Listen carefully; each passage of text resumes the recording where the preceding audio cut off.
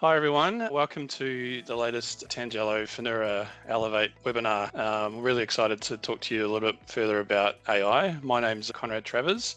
I'm joined here today by Tangelo Director Celine Ertake. Hello. And the great Peter Warren from Finura. Hey folks, how you going? Really excited to talk through this topic today. We're seeing a lot of things out there, a lot of people getting really excited about AI. And the whole theme today is about making smarter decisions and just working through it in a more structured and straightforward way so that you can actually add a lot of value for your licensee and for your clients. So we've just got a few slides up front here, just talking about what we think you might need to do to get the basics right before you look at the AI. We know that giving financial advice in Australia is fairly complex, and it's the old story is if you build a house on poor foundations, it's not going to work. So one of the key messages that we've got is that it's really important to get your basics right first. So if you don't have good, well-structured data or processes, it's when you put AI on top of that, it's going to amplify things and probably exacerbate things rather than improve it. So what we'd say before you look too much at complex AI models, and this is probably not something you want to hear, but it's the right thing from a consultant perspective, is to really look at your data, your processes, make sure that they're documented, and make sure that the foundations of your business are really strong. And then when you put AI on top of it, it's going to be really effective because you're specifically looking for AI to complement your existing processes as opposed to fixing broken processes. I think you said it all, mate. We are finding in the tech consulting lens that hitting everything with the AI stick is a bit of a common trap. That AI will fix this, and in reality, yes, AI can solve some of the problems that we've got in the world, but not some fundamental business issues. So I would suggest that if you are a business that's had a patchy track record with implementing any new technology, and every business in the world I think has had a problem implementing technology of some form, then AI is certainly not going to solve that. And it is boring, and consultants are going to tell you this all the time, but if your data is messy and disorganized and incomplete, AI will really struggle to get you the best result you're looking for. Yeah, which probably neatly ties me into the next section that we were talking about, which is actually just data readiness checklist. As you've both alluded to, getting the fundamentals right is so critical. So AI isn't going to fix messy data. If anything, it's probably going to amplify what you already have, whether it's good or bad. So if the foundations aren't right, the outputs aren't going to be what you expect out of it either. So a couple of things to think through is centralized document storage. How many businesses have we walked into where there's Excel spreadsheets, there's financial planning software, maybe there's CRMs, there's stuff in SharePoint. So when you then overlay AI onto it, it's actually got no stable place to work from. So you can't even decipher through what's a current version, what's not a current version. Also think about standardized templates and processes. Again, when you go into an advice business or a licensee, if everyone's kind of fine-tuning templates, etc., there's no foundation level to then overlay the AI onto. Clear naming and version controls. How many times have we seen final version 7, really final as the title? When we go into look at filing conventions, they're not even the same across the advice businesses and advisors or staff members in the business. So getting some of those fundamentals right is always going to be critically important. And I think source of truth, and we always talk about this in the work that we do with our consulting clients, is unfortunately you need to have a central repository where your key information lives. So then you can actually better reflect the use of AI in your processes too. And appropriate access and controls is obviously something else to think about as well, is making sure that you've got the right staff members having access to the right information before you even think about deploying AI over it. Just from a practical perspective, if looking at this list looks a bit intimidating because you've got so much on your plate, one thing you can do is take a 2-month project and have someone in the business who might be responsible for just ticking these things off. So that doesn't seem like a massive thing, but it will pay off in the end is the main story warning, isn't it? Obviously, if you do these foundational pieces down the stream, you're going to get the benefit. Yeah, like any good diet or a health exercise program, getting the basics right from day one is really important. I think too, where you're going to find that for many people in your workplace, your colleagues or your team, using AI is a fundamental shift in how we've done a lot of jobs over, for some of us, 20, 25 years, or some of us even longer. Yeah. So don't underestimate that, and bear that in mind too when you're expecting, in terms of how quickly you expect to see results. Everyone's going to have a wide spectrum of their ability to come up the curve, and I think there's got to be different levels of training and expectation put on different team members, depending on their confidence and willingness to change, quite frankly. Yeah. And it's probably also not treating AI as a tool rollout, but rather looking at it as a business change. If you're looking at gaining efficiency, automating things, this isn't just purely a tool deployment, or actually making some fundamental business changes as well. Yeah. Now, in terms of choosing the right solution, Finura, Tangelo, we get a lot of questions on this. What should we use? What's good?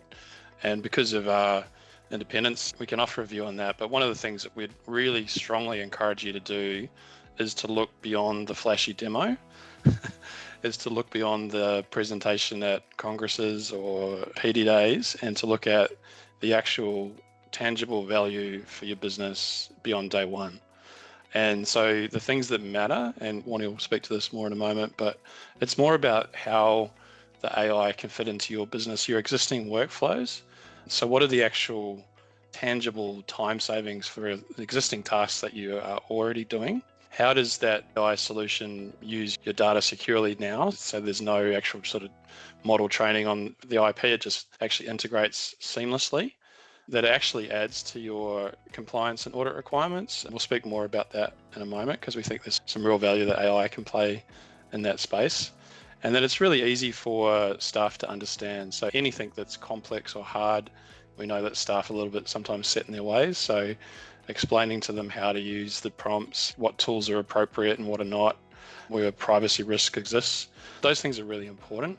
And what doesn't matter is, like I mentioned before, all the fluff. So it's the stuff that it looks whiz bang when they're doing a demo on someone called Daffy Duck, but in reality, when you actually integrate your data and your business, it's not going to drive actual time saving or improve client experience. So feel free to challenge these guys and actually talk about, we always ask them to say, give us some actual referrals from people that have used the system, and for proof of the time savings and things like that, rather than just the sales pitch. Yeah, look, it's a really noisy world at the moment. And I think even if you look at your personal social media accounts now, like Instagram, and I don't know what algorithm I'm caught in at the moment, but I seem to have every AI app in the world marketing to me, just the occupational hazard of what I do my browsing on. But what I would say, the reason for that is quite simply is that the barriers to building AI applications are pretty low. You basically just need someone with a little bit of product experience, but pretty much anyone can be a coder these days. And there's a lot of platforms now that make it quite easy to build software itself. But there's a real difference between building an application that's quite easy to use and light touch versus building something that's secure and ready to hold client data. And we see a real distinction between those two. And I think some of the early movers in the AI space in our industry, particularly the local players, have done a pretty good job in terms of coming up the curve on SOC 2 and ISO 27001 and those pieces as well. So they're big ticks for us, definitely, and great to see they're doing that. But you know, a lot of these businesses, they're raising a lot of capital, and the thing that's always telling to me is how much of that capital are they spending on sales and marketing versus product development itself? And I'll answer the question. You only need to walk through a trade hall at a conference to know where that money goes. I think it's no secret what conference sponsorships cost these days. I've written about it extensively. So I think there's no problem with that. That's their business prerogative to do those things. But the reality is that many of them, I think, intuitively understand that there's a bit of a race on with AI. There's a bit of a race to get as many customers locked into their world as possible, because they all know how ubiquitous a lot of this technology is becoming. The same capability that you can get out of the box with any note-taking app like Otter or anything like that, you can get out of the box with your Microsoft AI. It's now Copilot. It's now embedded into many other applications out there. We've seen platforms like North release transcription capability now. Like more and more of these tools are becoming quite ubiquitous. So you can understand, if I was building software in that space, why I'd want to do everything humanly possible to get as many users on my platform really quickly and find a way to lock them in with loyalty. So that's what's driving the noise, quite frankly. And I think the challenge that often presents, I think, for business owners is, I'll often ask people, why'd you go with that tool? And they'll say, oh, look, there, right time. Yeah. They just popped into my feed. So that is not necessarily how you make big-ish technology decisions, generally speaking, about who was there at the right time. And even from a general Finura research perspective, we get asked quite a lot, why don't we research some of the AI tools out there? There's two primary reasons. Number one is that the category is moving so fast, it's actually quite difficult to do any meaningful research on them, because you don't really know whether you're researching the application or the actual AI model that sits underneath it, because they're often quite two distinct things. And secondly is there's just constantly new players all the time. So you'd just be forever chasing your tail, researching providers. So that's not a space we really want to weigh into. And I think ultimately what we would say is that a lot of these tools, and particularly the more narrow the use case is, probably the shorter the shelf life is, quite frankly. So if you are buying these tools, if you get value out of them in month one, awesome, great. And they're secure and they tick all those boxes, but they're probably not a forever thing, and you may move on to something else in the future. And I think we're starting to already see some signs of that, Conrad, where people that bought certain AI products are now moving to something else. And I asked, well, why'd you move from that to that? And again, I don't really get a good answer other than it was either cheaper or it offered something else.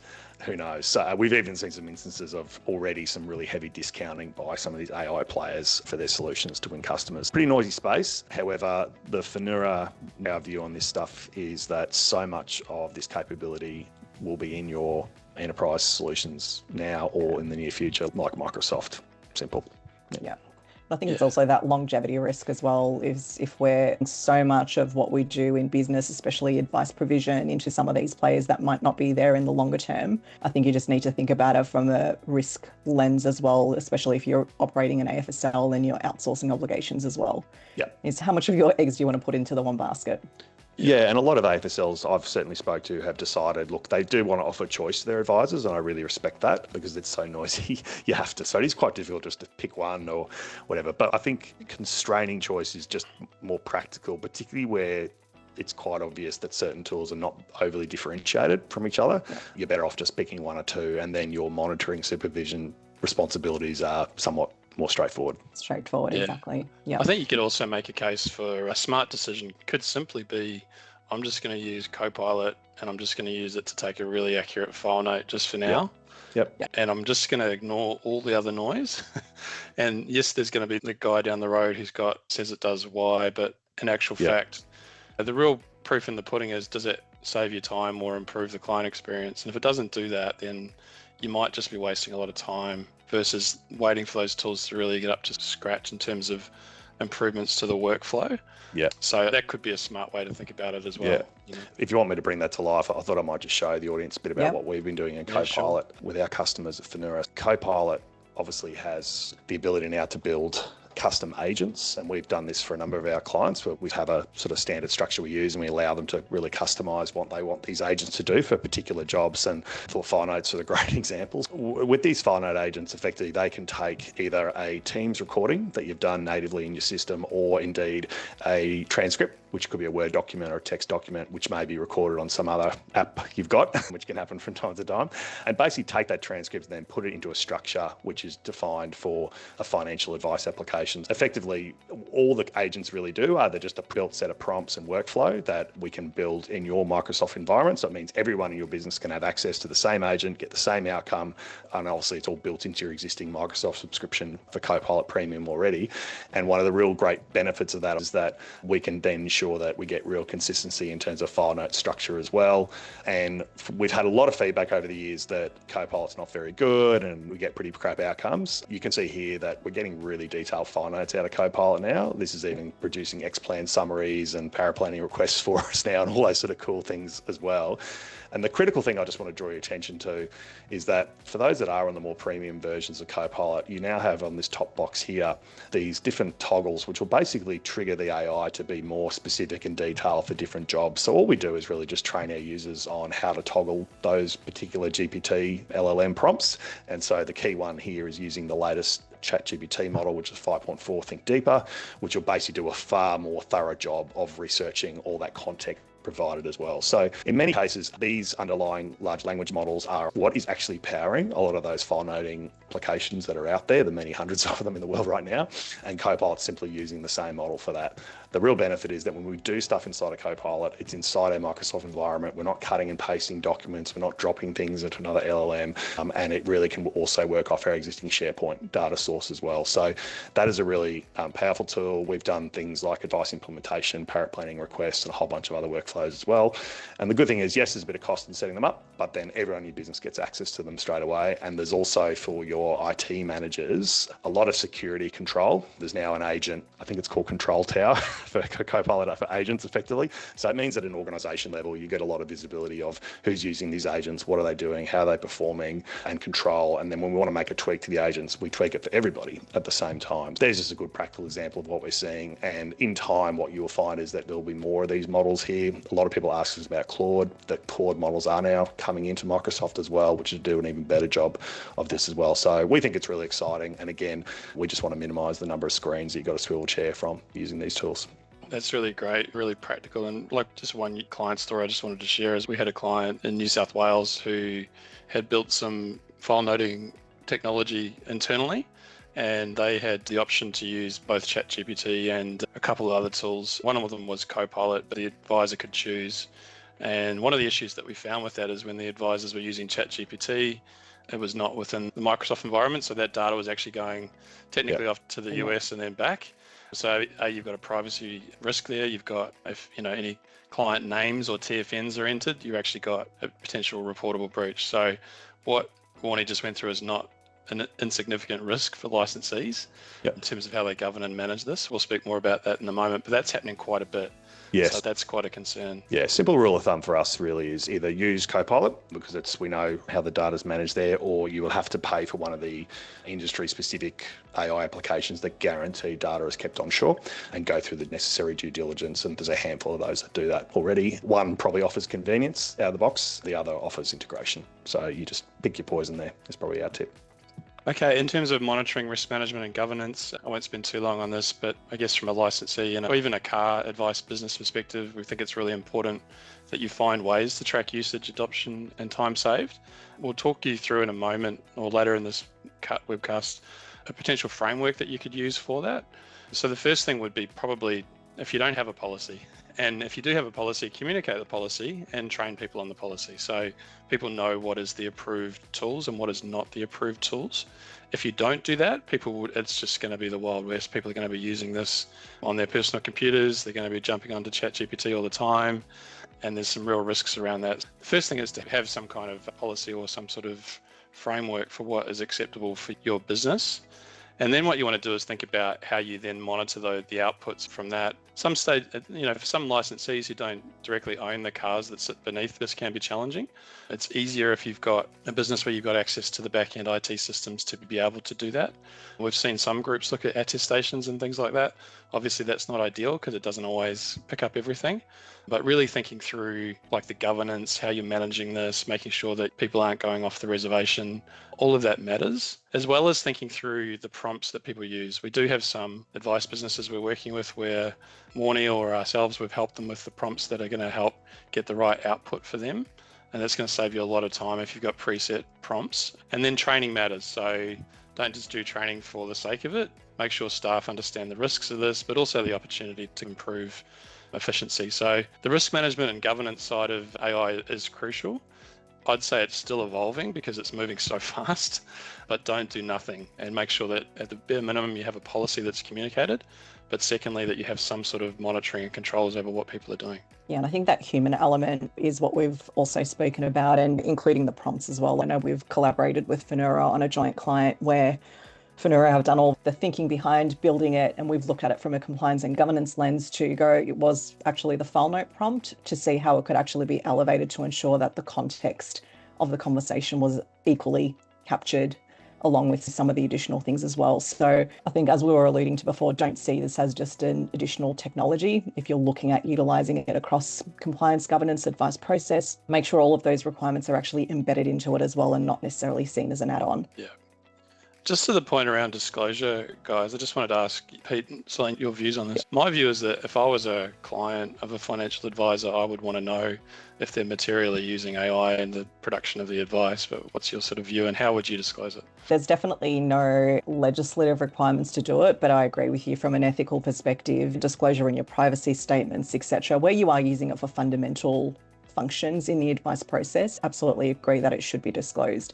If you're utilising it as a bit of a sounding board, the human remains accountable and maybe you're just using it to provide better insights, do things more quickly, And if it doesn't really have an impact on the end client, then maybe that's a point where you don't have to disclose it.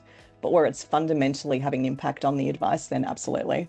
Probably a stronger view, to be honest with you, in the sense that I don't necessarily wear the governance hat that you guys wear, but I certainly have views on what is ethical. And so I feel, as a client of a financial advice business and as a director of a number of advice businesses, that we should not just be disclosing what we need to clients, we should be disclosing what they would reasonably want to understand. And there's two elements to this. One is, if we believe that community expectations are such that organisations should be disclosing that their personal data is being used by any sort of AI, then yes, we should be explaining that. I'm still yet to see an advice business have an AI policy that's on their website for clients to be aware of or share it with it. I've pushed a few that we work with to consider that. And it is quite interesting. The minute you actually put that challenge to a business, they immediately start thinking, oh, okay, maybe we need to think really carefully about this, is the first thing. The second element is, I think we are increasingly finding, particularly for our firms, Finura works with a lot of firms that are servicing the ultra high net worth and family office market. Now, they do no recording or transcription of meetings because of the sensitive nature of some issues that are discussed in those meetings with those clients. There's multiple stakeholders. In some cases, you've got clients who have controlling interests in ASX companies, et cetera, et cetera. So there's a lot of good reasons why they don't do so. For those businesses, that fundamentally shifts what we can and can't do with AI, in the sense that we're not even capturing data with AI, so it makes it really hard then to deploy. And when you ask them why is that, they actually say that privacy is one of the number one things that's sacred to their clients and the relationship they have with them. And I feel we underestimate that as an industry. I think the second element too is, I believe in the next 12 to 18 months, community awareness and community feelings towards AI are going to shift dramatically when people start seeing their friends, their family being laid off, with AI being blamed for the layoffs in particular. Soon to be released documentaries coming out about AI and some of the conspiracy theories that are coming out, that major AI companies and what they're actually trying to do with our IP as well. And I think particularly as these AI companies become public companies, and they will soon, you look at how the world's changed its view to Meta, Instagram and Facebook, that we've actually now outlawed those tools for our younger people, rightly so. Don't bury your heads in the sand that your clients are going to have a wide range of views and perceptions about AI. And a lot of them don't understand that just because you disclose that you're recording a meeting, they may not understand that actually that recording then goes into an AI model as well. I'm just going to put it out there. I think we made some predictions about it this year, but it will be a big thing, I think, in 2027, that advice firms are going to have to be a lot more prescriptive about what they are and not doing with AI. Yeah, and I almost would consider putting it in the FSG. Okay, interesting. I think it's not mandatory, so it's not required, but I think this is where the FSG can actually, I've worked with some businesses to position the FSG as a positive document rather than just a ticker box piece. So what we're saying is, as a business, this is how we charge for our fees. This is how we deal with your information from a privacy perspective. Have you got any questions about that? This is where you can go if you've got a complaint. And oh, by the way, we do use AI in the production of our advice. However, it's overseen by me. I will sign off on all the advice, and this is how we make sure that your privacy is maintained.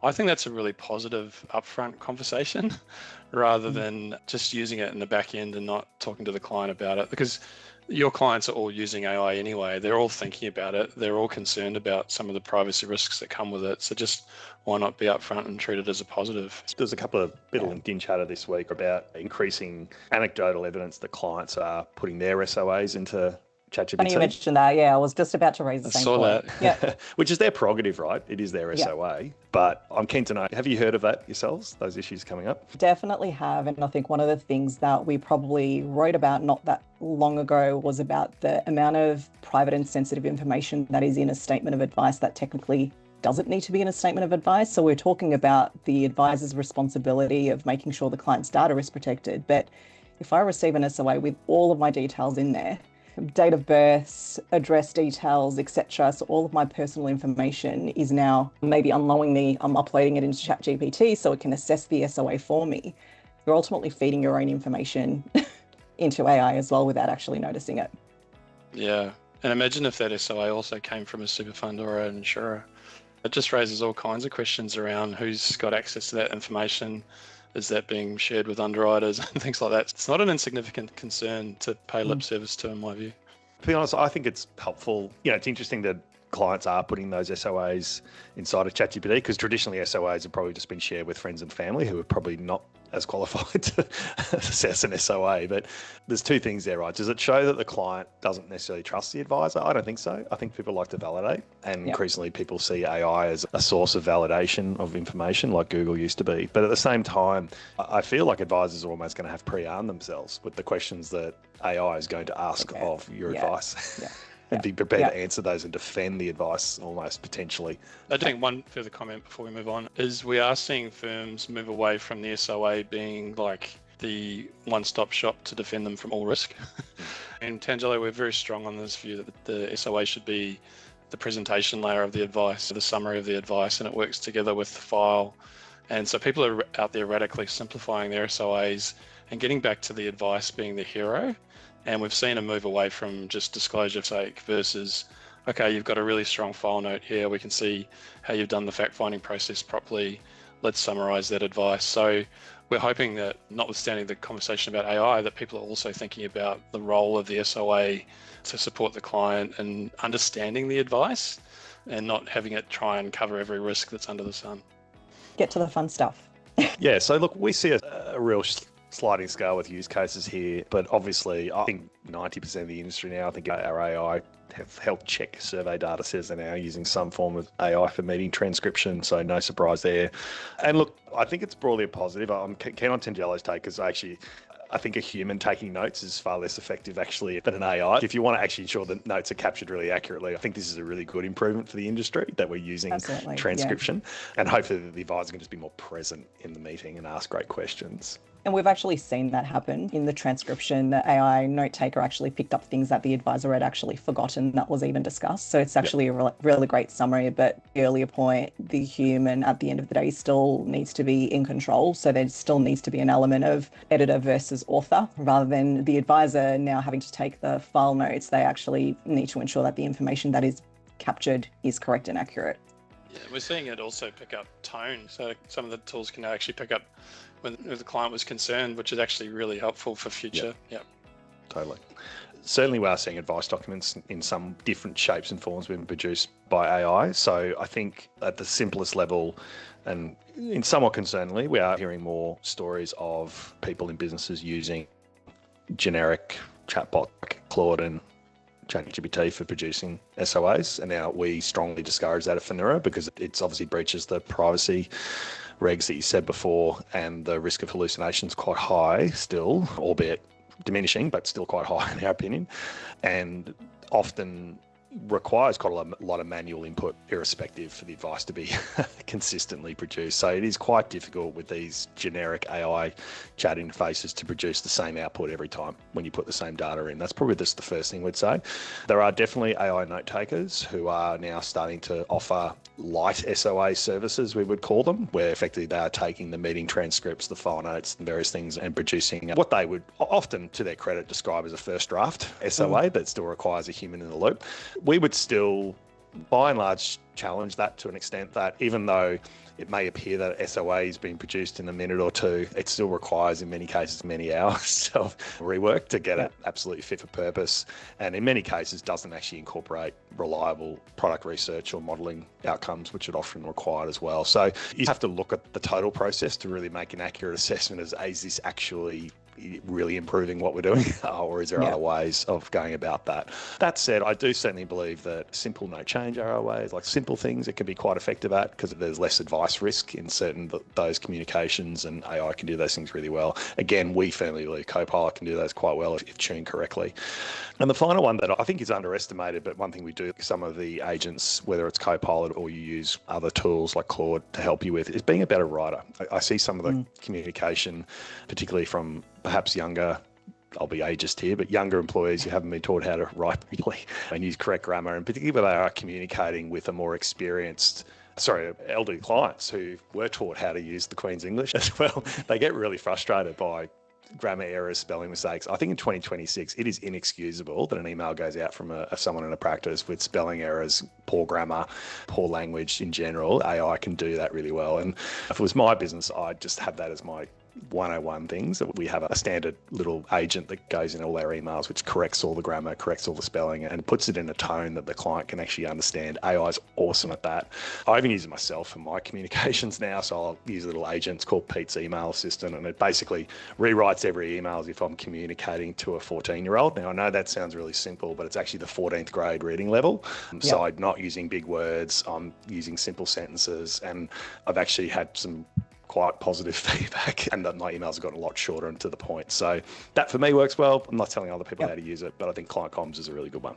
Sorry, I was going to say, have you used agents on emails to us, mate? Yes, 100%. Yes, perhaps, yes. I should have disclosed that, Conrad. Sorry. But even as a thought partner, which I think is in this session here too, like just if before you hit send in anger, use AI to bounce that email and maybe ask the AI itself, how will this email be interpreted? Can I ask you a really dumb question, Pete? What is a hallucination? So basically, AI is not deterministic. So AI doesn't work in the way that traditional software works. So traditional software is all about a coding, a set of logic that you get two inputs, creates the same output every time reliably.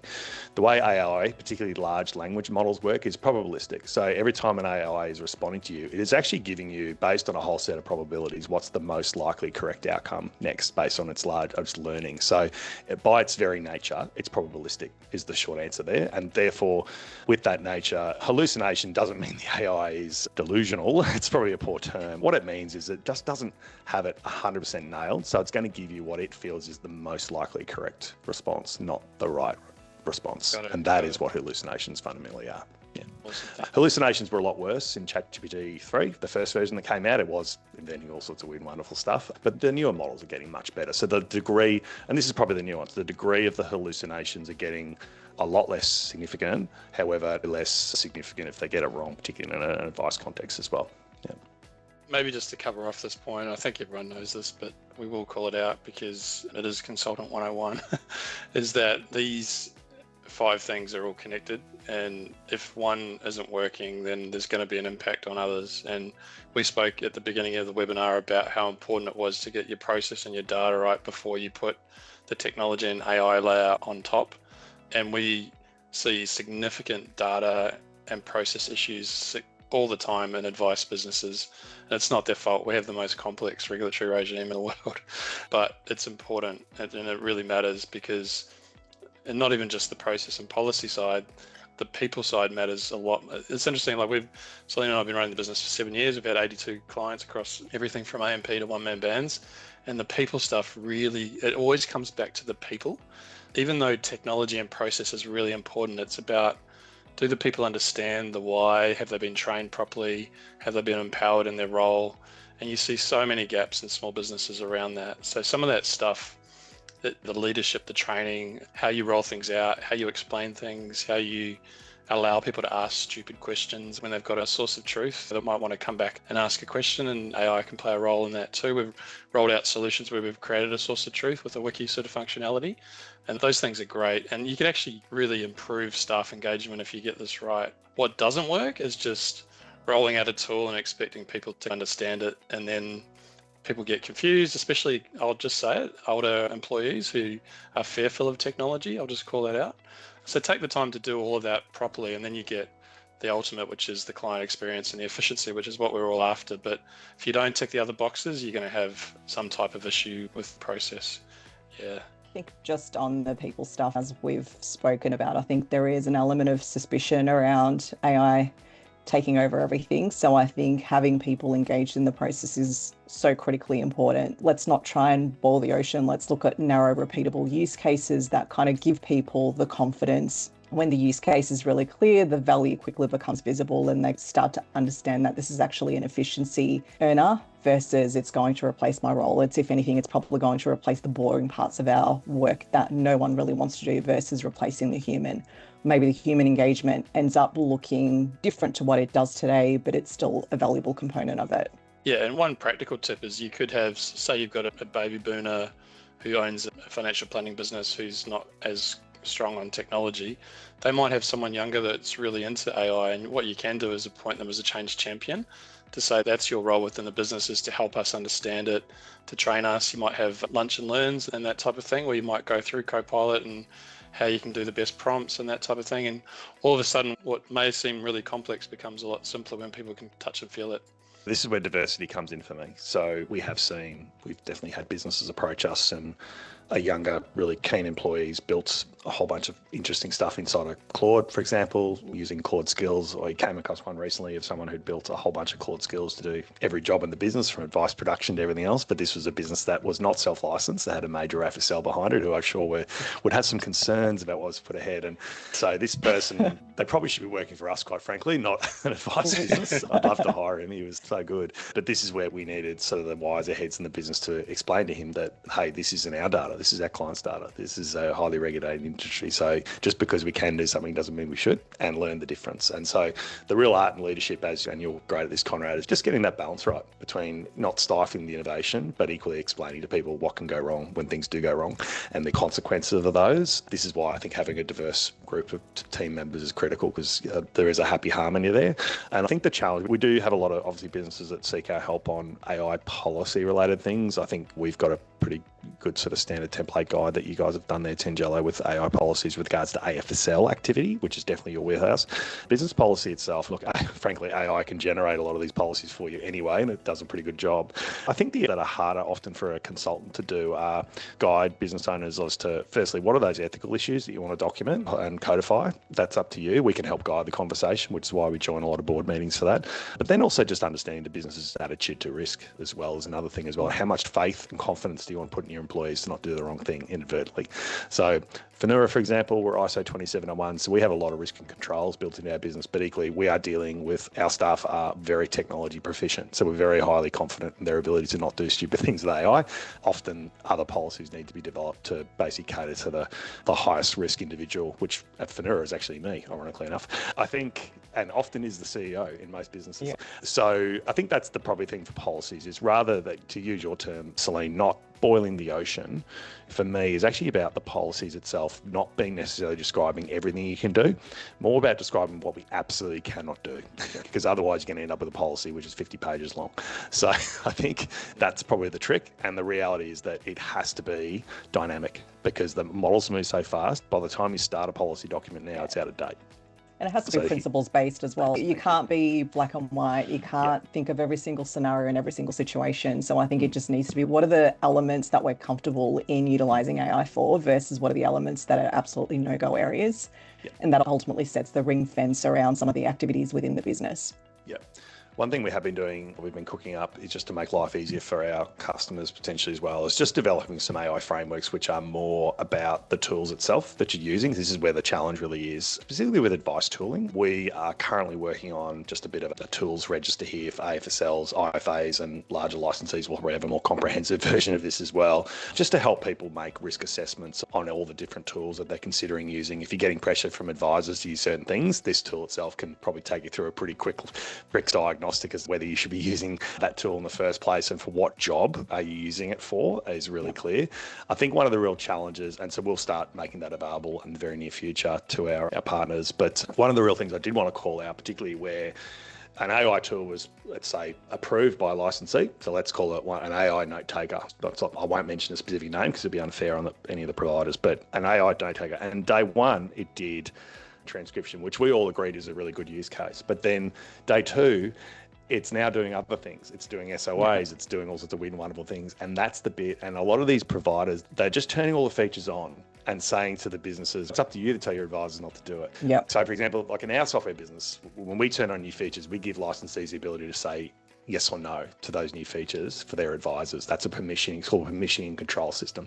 A lot of the current note takers do not have that. And so the real challenge is going to be, you will only potentially find out in an audit 6 months later that advisor was using that tool for something you didn't approve of. Long story short, that sort of governance framework we're putting in place, and we think you should require the AI providers in general to answer back to you, should be on all new features that they're releasing to their customers, so you can give proactive guidance to your advisors on what they can't do.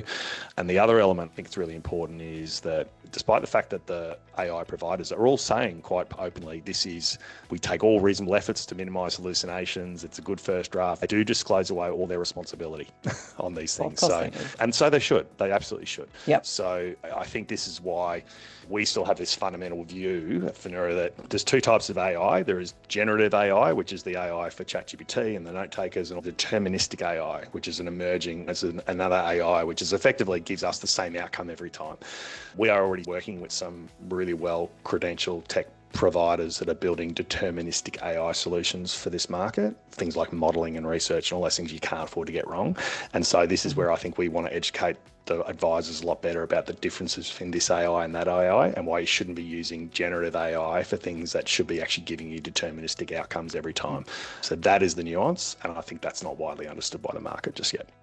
Yeah, definitely agree. Okay, we're going to go into questions now. Obviously, I have a conflict because we run software that does advice generation, which doesn't use AI. So we've made that choice quite deliberately for those reasons. And we build it from an AFSL perspective first for the absolute reasons. That doesn't change anything. I actually believe this is where ultimately you've got to exercise your monitoring and supervision controls on these advisors through education and making it really clear that if they use those tools, they will hypothetically fail an audit for using those things and educate. But that's probably easier for your organisation than it would be for some of the others who've got 1,000 of authorised reps. They just can't get across. This is an issue which I think is challenging to solve. I personally wish some of these AI providers didn't go down this path, if I'm truly honest. But again, I'm conflicted, so I've got to be careful what I say. But I feel that none of them have stopped to ask themselves the question, just because you can doesn't mean you should question for me. And I think we've got a bit of a ticking time bomb. I think something's going to go wrong, and a lot of these providers are going to potentially withdraw some of these features in the near term. That's my gut feel, but it's going to be painful for someone. And I think one of the fundamental principles we need to think through is the overlying code of ethics that advisors are governed by. So it's all good and well that you can utilise technology to make the process more efficient. You can use it to start your basis. But at the end of the day, it's like you're ultimately responsible for the advice that's being provided, not some AI-generated tool. Yeah, just a couple of comments. One, to Warnie's point, because we get demoed all these providers and we always start cynical and work backwards, is you just hope sometimes that they start with being highly effective file note and then doing the workflow component. But when they go into SOA generation and product comparison and projections, that's what worries us a little bit, particularly if they're coming from offshore and don't know the Australian environment, haven't been through the Royal Commission, haven't been through 515, haven't been through all the stuff that you guys on this call know about and deal with every day in terms of the frameworks and the processes that were built up over time. So I do see a significant risk around that. As to how you effectively monitor it, I don't think we have a perfect answer, but it's going to have to start with education and then having a clear view from a licensee and CAR perspective around what is approved and what's not, and then having some type of framework to check on that. Now, it's obviously easier if you've got employees and you've got access to computers and things like that, but for others, it's going to have to be about sampling and checking and fairly manual type processes around that until we get smarter on how we do that. I know that's not a perfect answer, but that's where I'm at.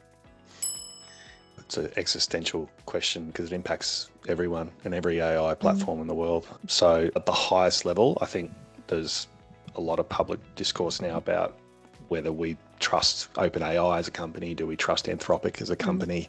And obviously they are now taking efforts to build local relationships with local regulators and governments. So Anthropic's CEO was visiting Australia last week, I think it was, to set up data centres here in Australia and provide those governance sort of layers. I think that's important. I think if I go a level down from the big AI super companies, I think they call them the hyperscalers is the term, to the application providers themselves. And are they using our data to train their models? There's no perfect answer, but I've always found in life that the best way to understand the company is to look at the track record of the founders and look at the people who are running those businesses. Who are their shareholders? Who are they doing? What's their plan?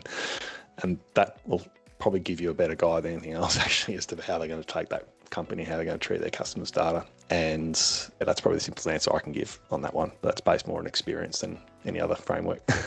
I think to Warnie's point, you can only control what you can control. So what information can you glean about that business? You're probably not going to be able to get into the back end but asking the right questions and then going back to what you can control in terms of the licensee in the car and saying this is our approach and how we would like to manage the risks around AI and what we're comfortable with. Yeah, we've had a lot of questions that have come through around what AI can mean for the future of different roles within financial planning, particularly around paraplanning, but really interested in yours and sort of Celine's view on how that role might evolve and what it could mean. Yeah, I think the industry everyone's been really guilty of making some really broad sweeping statements about roles and not really understanding the reality of what will change. And a good example is paraplanning. So I know a lot of advisors who, particularly the ones that have in-house paraplanners, that are never going to let go of those people because they're so critical to the client proposition, bouncing strategy off them. And in fact, just doing a lot of things the advisors are terrible at doing. Paraplanners are so valuable for that. So this assertion that I have heard the statements, oh, paraplanning's dead. And I say, maybe hacking Word documents together is dead. Sure, maybe the way we do things is dead, and that's maybe not a bad thing, just like the fax machine is dead unless you work with certain product providers. With some of that stuff probably should have been dead about 5-10 years ago, where we're merging together Word documents and spending 3 hours in editing templates. Yeah, and we didn't need AI for that, actually. There was other software that could do that. So I think it's just the old sweeping statements from my perspective. That said, there are a lot of business models in our industry which are built on inefficiency, though. So there are a lot of outsourcing business models and others which have a lot to lose in this world, where if we can, instead of it costing $500 for a human to edit a Word document on a poorly constructed template to produce an SOA, that we can do it with a little bit of software that won't cost a lot, then that model will go 100%. But the human in the loop element of paraplanning, I feel, is here to stay, and for the time being. And I also, you guys know, you've called us out a number of times, Tangelo, like this, the role of that paraplan in particular is the first line defence from a compliance perspective, quality of advice perspective, is to be quite treasured, I feel. And my other criticism of a lot of the AI tools, there's a journal that I was quoting the other day, which was talking about the real risks of AI doing all the strategy work. Are we just going to train a bunch of people that don't know how to do strategy for a client, can't look at a fact find and a client scenario? And even I remember my early days as a young paraplanner, seeing an advisor just on a whiteboard do the strategy, withdrawal recontribution strategy, and work it all out, including Centrelink on the whiteboard. Now, it might have been 100% accurate, but they get it pretty right. And you go, it's so confidence inspiring for a client to see their advisor be so confident of what's going to happen for the strategy. You take that away, if AI does it all, what are we talking to clients about in those meetings? Yeah, maybe add to that. One thing I think is that supervision and monitoring in Australia is a bit broken. So the 5-file review once a year it'll tick a box, but is it working in terms of picking up client detriment? No. So we need to build better fences at the top of the cliff rather than at the bottom. And I think AI plays a really important role in that. And some licensees are moving to that model away from that kind of static sampling methodology. And I think it's really important because what's worked in the past hasn't worked, in my view. Yeah, so it's probably utilising the existing skill sets in a different way. So, Pete, I think you've nailed it when you said from a paraplanner's perspective, they should have always been the first line of defence in challenging what is a strategy, what could be a strategy, making sure that it's transparent, it's clear. So I think their role ultimately evolves. It doesn't necessarily get replaced. It's just, like we said, they're just going to stop having to spend 3 hours in editing a template in a Word document. Yeah, the business has really embraced doing things super efficient. The one request for the team was to hire an in-house paraplanner. We want to hire an in-house paraplanner, please, where outsourcing is not quite working for us and we think we need someone here. So who would have thought in a business has really embraced AI that their number one new role they want to hire is an internal paraplanner. So I think the role fundamentally shifts and changes, but the role still exists. And who knows, we might call it something different. Maybe it's time to reinvent the term, but I'll leave that to other people to work that out. There's pros and cons on the self-license versus large licensee model both ways. So like we've seen people go self-license who don't have the skills to do it and have regretted it 2 years later and don't have the capability for it. We've seen people that have gone for the wrong reasons, like they're just pissed off with their licensee, and that's never a good reason to do it. You should have the appropriate skills, frameworks, and controls to be able to run your own license, which is a different skill set. And I'm really going to flag this strongly. Running an AFSL is a different skill set from talking to clients. It's really important that people understand that. Having said that, large licensees have struggled with all the regulatory change that we've seen in the last 10, 15, 20 years and are under-resourced and do the best that they can. And sometimes they are subject to shareholders who may not be as comfortable with risks around how fast AI is moving. So totally get that point. You do find some advice businesses who are part of a network where there is a nice balance between risk and the approved tools that they can use, and they do the sheltering of someone who's thinking about those things. But it's just a trade-off. It's a classic trade-off. And I think equally on the smaller end of town is making sure that you got the requisite skill sets to be able to assess it and think holistically, not about just the technology, but about your risk and governance, etc. as well. So I think what we tend to find in the smaller licensees is they're definitely more adaptable to change. They're fast to move, but sometimes they're too fast to move without actually stepping to think through all the ramifications of the decisions that they're making. I think there's still a prevailing misconception that scale means better, and I don't think it does in 2026. Yeah. And with any industry, frankly, other than there's huge barriers to entry or huge capital requirements. So I think every business model is going to come under pressure in the next couple of years. And I do get more increased rumblings from advisors saying, I'm paying $30,000, $40,000 a year for this AFSL and I really don't know what I'm getting other than compliance and a conference. And so I think, and we're all under the gun on that one. Anyone's providing services is going to be in the gun on that issue. And so I think for me, it's less about that and more about that side. And I do believe with smart technology, smaller AFSLs can actually probably provide just as good, if not better services using technology in a smart way. Okay, thank you for your attendance. Let us know your feedback on the session today and if there's anything we can improve on. The screen is listed some of the areas where Finura and Tangelo can help. Obviously, we'd love to support you if there's any opportunity. Thanks everyone. Bye. Thanks, guys.